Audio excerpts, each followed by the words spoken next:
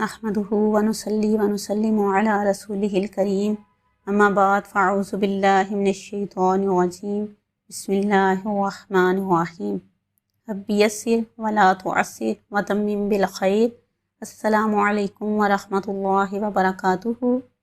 آج کے سبق میں ہم سورۃ البقرہ کی آیت نمبر 33 سے 35 تک کا ترجمہ اور تفسیر کریں گے۔ سب سے پہلے ہم 33 آیت کا ترجمہ کرتے ہیں اور تفسیر۔ قال کہا، یا آدم اے آدم، انبئہم خبر دو انہیں، باسمائہم ان کے ناموں کی، فلما پھر جب، انبأہم اس نے خبر دی، باسمائہم ان کے ناموں کی، قال فرمایا، علم کیا نہیں، اقول میں نے کہا تھا، لکم تم سے، انی بے شک میں، عالم جانتا ہوں، غیبہ غیب کو، السماواتی آسمانوں کے، والارضی اور زمین کے، وعالم اور میں جانتا ہوں، ما جو کچھ، تبدونا تم ظاہر کرتے ہو، وما اور جو کچھ، کنتم ہو تم، تکتمونا تم چھپاتے۔ اب اللہ تبارک تعالیٰ نے فرمایا، قال یا آدم انبئہم باسمائہم، کہ اے آدم ان کو، فرشتوں کو، ان سب چیزوں کے نام بتاؤ۔ تو فلما انبأہم باسمائہم، تو پھر جب حضرت آدم علیہ السلام نے تمام چیزوں کے نام بتائے، قال تو اللہ تبارک تعالیٰ نے فرمایا، الم اقل لکم کیا میں نے تم کو نہیں کہا تھا، کس کو، فرشتوں کو، کہ انی عالم غیب السماوات والارض، کہ میں آسمانوں اور زمین کے غیب کو جانتا ہوں، وعالم اور میں جانتا ہوں، ما تبدون وما کنتم تکتمون، کہ جو تم ظاہر کرتے ہو اور جو تم چھپاتے ہو۔ اب فرشتوں نے کیا ظاہر کیا تھا؟ اپنی رائے کا اظہار کیا تھا کہ اللہ تبارک تعالیٰ کو کہ ہم تیری دن رات تیری عبادت کرتے ہیں، تو اور چھپایا کیا تھا کہ ہماری عبادت ہی کافی ہے، مزید ایک اور مخلوق کس لیے؟ تو اللہ تبارک تعالیٰ نے فرمایا کہ نہیں، جو میں جانتا ہوں وہ تم نہیں جانتے۔ کیا فرق ہے فرشتوں اور انسانوں کی عبادت میں؟ کہ فرشتے جو ہیں وہ صرف اللہ کی عبادت کے لیے مخصوص ہیں، اور دن رات اللہ کی عبادت کرتے ہیں، نہ کھاتے ہیں، نہ پیتے ہیں، نہ سوتے ہیں، صرف اللہ کی عبادت کے لیے مخصوص ہیں۔ اور انسان کے پاس جو ہے وہ فری ول اور چوائس ہے کہ وہ اپنی چوائس کے ساتھ ساری مصروفیات کے ہوتے ہوئے سب کو پیچھے چھوڑ کر کیا کرتا ہے، اللہ کی محبت میں آگے آتا ہے اور اللہ کی محبت میں اس کی عبادت کرتا ہے۔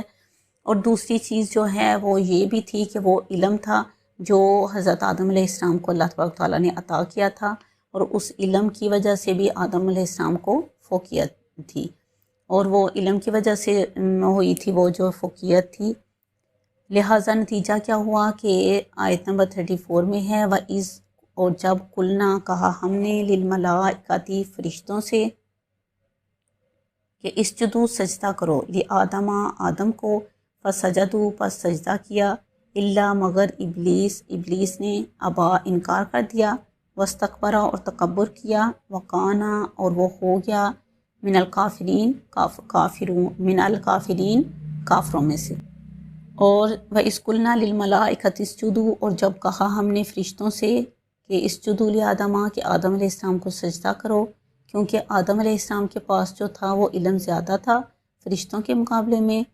اور اب لٹرلی اب فرشتوں کو بھی بتایا جا رہا ہے کہ تمہیں آدم علیہ السلام کی خدمت کرنی ہے اور تم اولاد آدم کے لیے مسخر ہو۔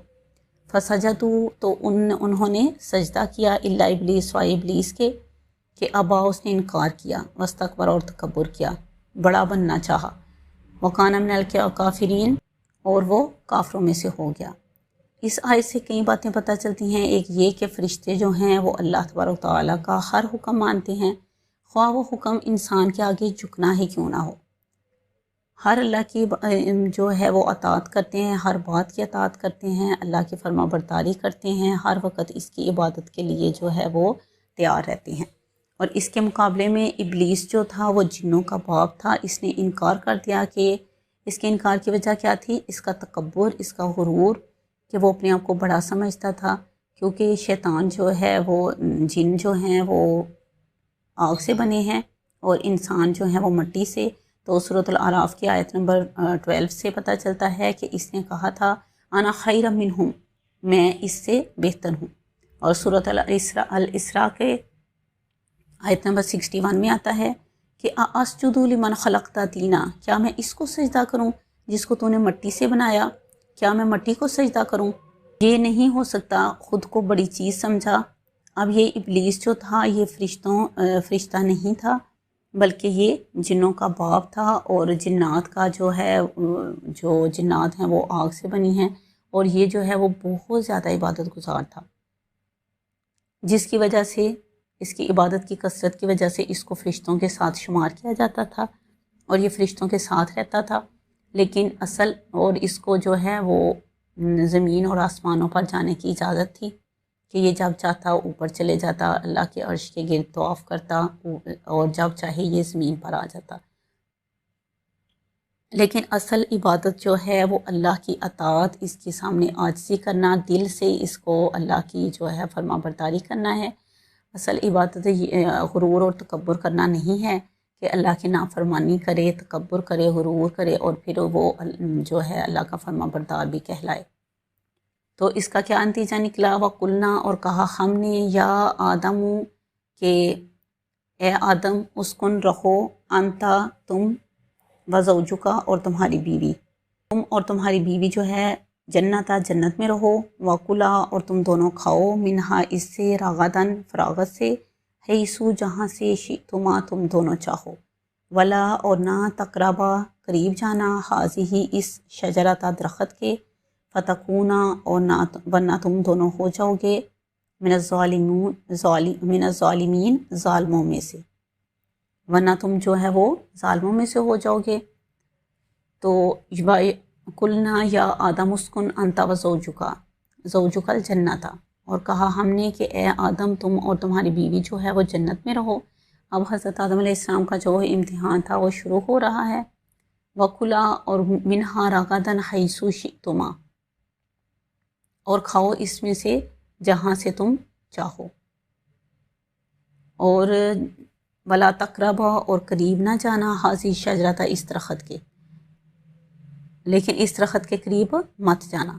اب قرآن پاک میں ہمیں یہ نہیں بتایا گیا کہ یہ جو ہے یہ کس چیز کا درخت تھا، یہ کتنا بڑا تھا اور کس طرح کا تھا، اور ہمیں اس کی ضرورت بھی نہیں، کیونکہ یہ آیات جو ہیں وہ درخت کی تفصیل بیان کرنے کے لیے نہیں ہیں، بلکہ مقصد بیان کرنے کے لیے مثال کے طور پہ بیان کی جا رہی ہیں۔